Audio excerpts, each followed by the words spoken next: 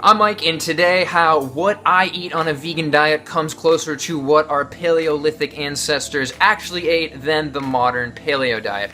We're going to compare both of those diets to a study done on Paleolithic diets that was conducted by one of the founders of the paleo movement. We're going to compare nutritional markers such as saturated fat, omega ratios, fiber consumption, vitamins, minerals, and we're also going to look at different types of foods like grains and legumes. The results will surprise you.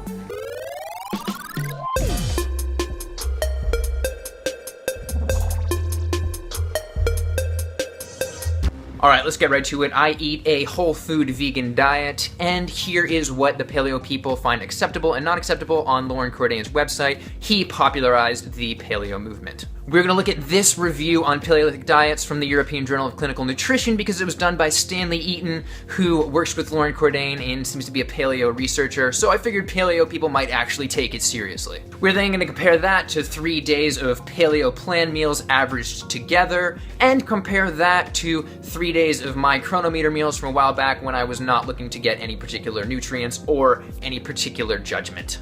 Alright, let's go right into these nutrients, starting with fiber. True paleo people ate 104 grams a day for fiber, and I eat an average of 97 grams, while paleo people only eat 31.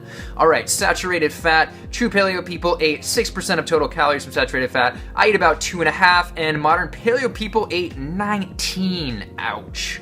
Cholesterol, true paleo people were around 480. I eat 0, of course, because I eat no animal products, and modern paleo people were up around 1,308. Since they are 800 grams away, I'm closer here. And this might explain why vegans are the only ones who seem to have ideal levels of bad cholesterol, as determined by Loren Cordain himself in this study. Omega ratios, true paleo people were between 4:1 and 1:1 ratio between omega 6s and omega 3s. I was at 4:1 and paleo people 11:1.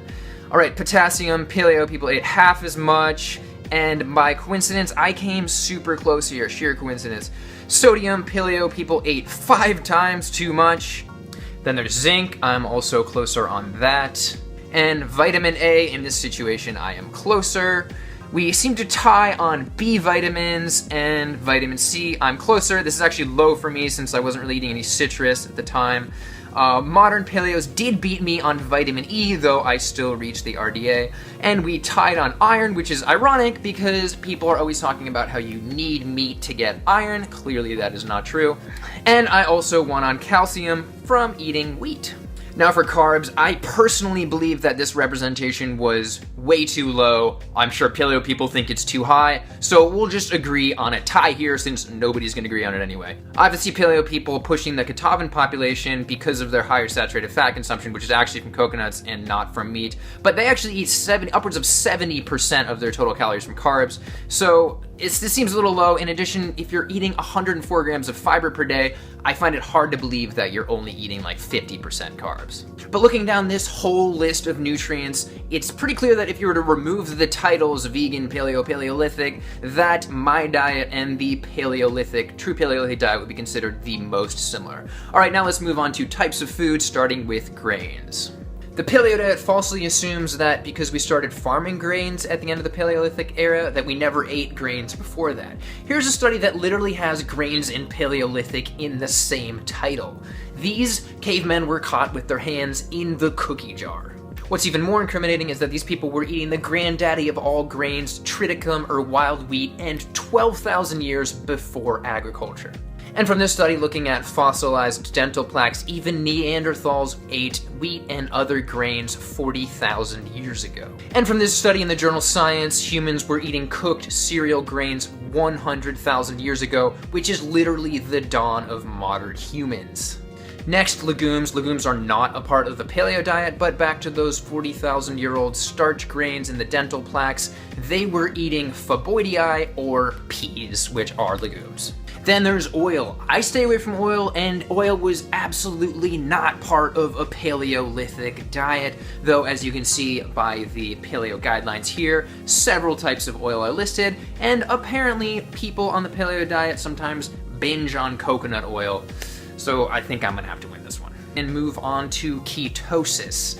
I know that not every paleo dieter is trying to reach ketosis, But when looking at the Inuit population, studies across the board show that they did not enter ketosis. And if they didn't enter ketosis, I highly doubt the African ancestors, where the majority of human evolution took place, actually went into ketosis on a regular basis. Next is meat. I obviously lose this point, but it is worth noting that I'd say about 99 out of 100 bites of meat, pieces of meat that are eaten today are from animals that were bred for agricultural purposes that would not be available in Paleolithic times. But that being said, Paleos get this one.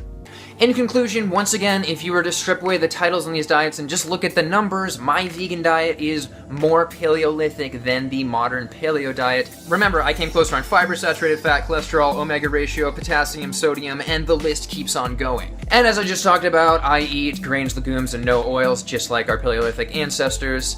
In the end, it seems that without even trying a whole food, plant-based diet might be a better representation of what people actually ate than the modern interpretation known as the Paleo diet. And in the end, if a whole food vegan diet is a better representation of what our Paleolithic ancestors actually ate, then maybe you shouldn't focus on a diet that consumes a ton of animal products that are super toxic, unhealthy, and horrible for the environment. Thank you for watching.